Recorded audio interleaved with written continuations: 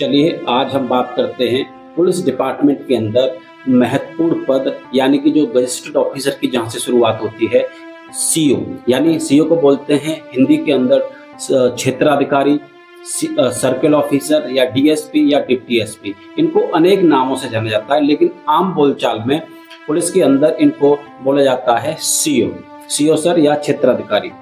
CO एक gazetted officer होता है। यहाँ से पुलिस डिपार्टमेंट के अंदर गजेटेड ऑफिसर की शुरुआत होती है। सीओ का क्या काम होता है? सीओ जैसे मान लीजिए थाने के अंदर एक इंस्पेक्टर होता है जो थाने का इंचार्ज होता है, उसी तरीके से एक पूरा जिला जो होता है वो बहुत सारे सर्किलों के अंदर बटा होता है और हर सर्किल का एक हेड होता है जिसको बोलते हैं सीओ।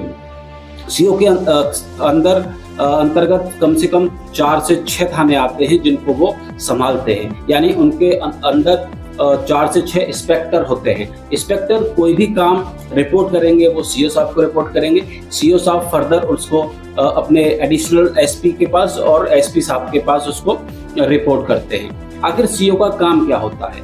हालांकि जैसे इंस्पेक्टर विवेचना करते हैं, इन्वेस्टिगेशन करते हैं, तो सीओ साहब भी कुछ ऐसे मुकदमे होते हैं जिनकी इन्वेस्टिगेशन करते हैं, जिनमें से SC/ST एक्ट के जो मुकदमे होते हैं उसकी विवेचना सीओ सर करते हैं। थानों का निरीक्षण करते हैं, कोई कमी तो नहीं है, कानून व्यवस्था बनाए रखते हैं अपने सर्किल के अंदर।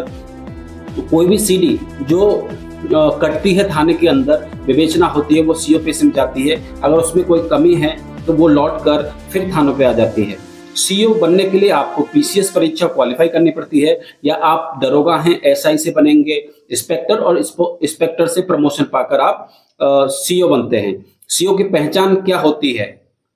सीओ भी अपने कंधे पे 3 स्टार धारण किए होते हैं, लेकिन आपको अंतर ये बताना है कि इंस्पेक्टर के स्टार और सीओ के स्टार में क्या अंतर होता है, क्योंकि दोनों ही 3 स्टार अपने कंधे पे धारण करते हैं।